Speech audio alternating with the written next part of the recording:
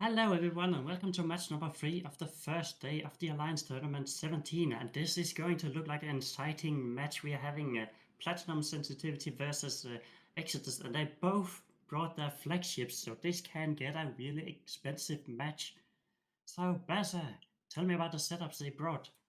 Yeah, so both of these teams seem to have bought fairly similar sort of archetypes. They've both gone for sort of shield long-range missile comps. Exodus bringing perhaps slightly heavier top end with spending less points on the Orthreses, allowing them to bring 2 Nighthawks and a Barghest. Whereas Platinum Sensitivity have brought a Rattlesnake, a flagship Scorpion Navy issue, and 3 Gilas. So those Gilas 3 points more expensive each than the Orthrus. So they've had to sacrifice their top end there a little bit. But I am really excited to see how this flagship Scorpion Navy issue pairs up. I was thinking that was definitely a very, very, very strong choice for a flagship. I'm curious to see if it's like a no prop variant, perhaps, and it's just pure cruise missile damage. Yeah, and projection. the match has begun, and the healer of Taki this Gila Hililanen is starts taking chunks. But the Orthrus in yeah, return, so they both want to clear off these cruisers. Yeah, so we're seeing these rapid heavy missiles from the Barks and the rapid lights from the Orpheus doing a lot of work on that healer. He's taking massive damage, but at the same time, Mr. Falcon, the Orpheus, is taking damage, but he's burning away and trying to recover the best he can. Yeah, I feel like in a match like this where you've got two sort of similar archetypes and they've both got plenty of projection, positioning isn't particularly the most important thing. I think the most important thing here is going to be target calling. Of course, once you commit to something and then you change your mind, it's very bad to do that. In some situations it can work, but in a situation like this, you need to make the right call first time, or 30 seconds can win or lose you the match. So both these teams have opted to shoot these cruisers. The Gila and the Orthrus both taking chunks. I'm not sure which is going to drop first. Of course, the Gila with its natural resist bonus, very, very tanky as well, and the Orthrus, pretty squishy in comparison, but they're both holding. The thing is, when in these situations, like if you burn away, you can mitigate some of the damage. And it looks like the healer did burn a bit away and stabilize a bit, but he's going down in armor. At the same time, they're also losing a Jackdaw. This could give Exodus the lead they didn't really need for this, because both teams are going to have a lot of damage, and as soon as you have some lead, you can start to utilize that. Yeah, those Gilas are going to continue pumping out damage. That Orthrus is still holding, though. The 3 Orthruses. I wonder if the Orthruses are maybe able to mitigate damage from the Gila drones just by their pure speed, as the first Orthrus of Mr. Falcon does finally go down. But Exodus seem to be just kiting around the arena a little bit. Not too worried about the Gila drones for the time being. The Gila drones don't seem to be on top of anything, any of this top end, any of these Orthruses or anything. The main thing is that the Scorpion Navy issue and the Rattlesnake seem to be fitted with torpedoes, so they need to get in before they can apply the damage. So this has been in the beginning of the match, they have struggled to get in range, but looks like they finally have catching up to something, so they can bring their big heavy DPS, and this might be what they need to turn the match around. But they're running out of time. They're losing their stuff, and the Skybreaker, which is like their only fast tackle, is in low shield. He is, but they're sort of mid-range and top-end ships are holding for the time. Yeah, same guy in the Orpheus is taking heavy damage. Like he's getting these torpedo damage on him, and you can see his shield just taking these massive chunks of damage. Like at the same time, the scalpel of Nito went down. So the Exodus team lost one of the lodge, leaving the other one really vulnerable. This match is still on absolute knife edge. Either of these teams could take it from here on out. This Orthrus is just about holding the same guy, but he's going into low hull now. And with just one of those scalpels left, I'm not sure. I don't think he'll be able to hold him. And if this Scorpion Navy and Rattlesnake are on top of him and fully applying their missiles, they're not quite particularly close to him. But more distant of the Exodus team. Yeah, he got these 2 healer drones on his ass. He cannot do much about it. Same time, the Orpheus went down.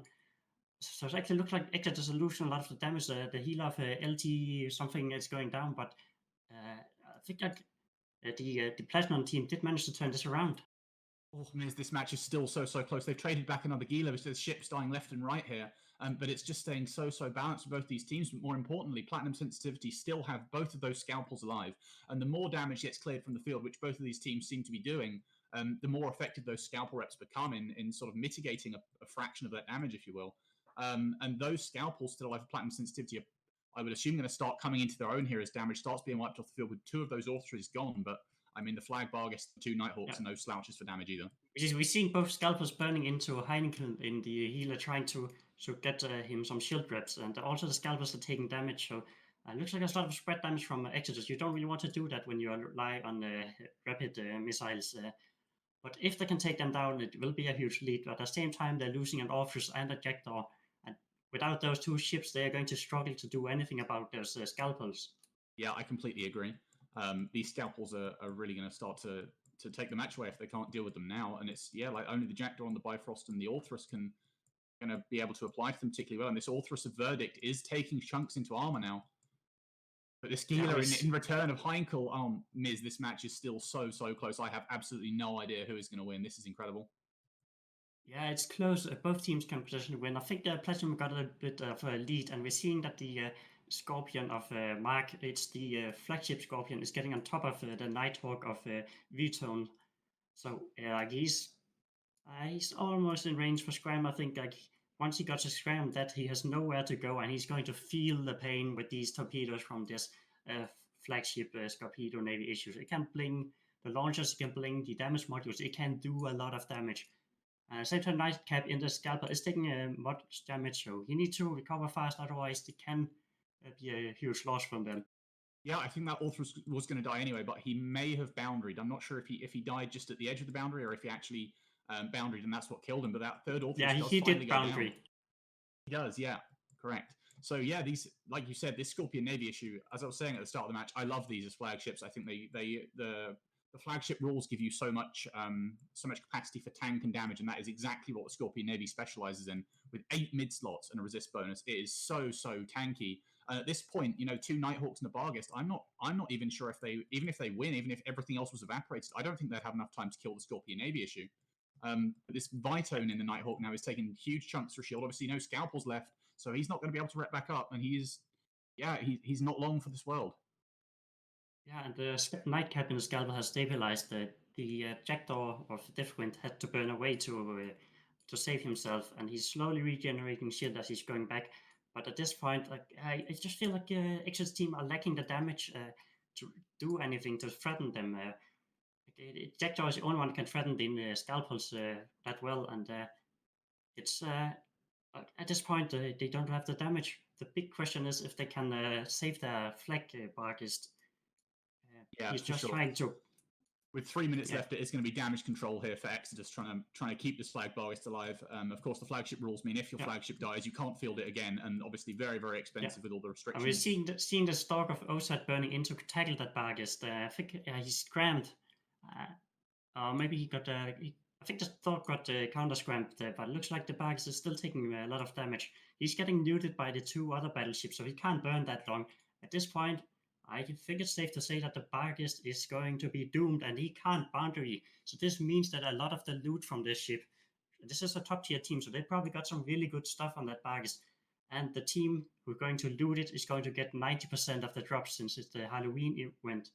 So this can be a really shiny... For sure, this is huge, and he's going to go down. He can't go anywhere. He's been neutered, he's been webbed, and these rattlesnakes and Scorpion Navy issues are just flying around the arena, absolutely unburdened by anything, and they are now right on top of him. And Platinum Sensitivity are going to scoop up all the goodies from this Barghest. They are licking their lips in anticipation at this Barghest going down. Yeah, and there's no one from the XS team at the Barghest. They can't try and ninja loot it. They did lose their first scalper, and the second one is going down, but at this point it doesn't matter. They have these 2 really big and tanky battlefields remaining, and they're just cleaning up that Barghest, bullying him 2 versus 1 brawl. And these torpedoes are going to tear through his tank. You can already see his burning ship. There's nothing left he can do, and at this point it's just a Nighthawk and a Jackdaw versus 2 of the strongest battleship in the format. Yeah, this match was really close for most of it, but now it is finally swinging the way of Platinum Sensitivity. They are going to kill this flagship Barghest. They are going to collect all the goodies. And Miz, I have to ask you, what do you think of the target calling? I said at the start, with these 2 sort of similar archetype comps, it would come down to the target calling. Exodus choosing to shoot the Gilas, and mirrored by Platinum Sensitivity choosing to shoot the Orthruses. Do you think that both of those decisions were correct? Would you change anything? Yeah, both teams did the right thing there. The key thing is to take out these ships, as they are going to support your Logi frigates and your other support ships.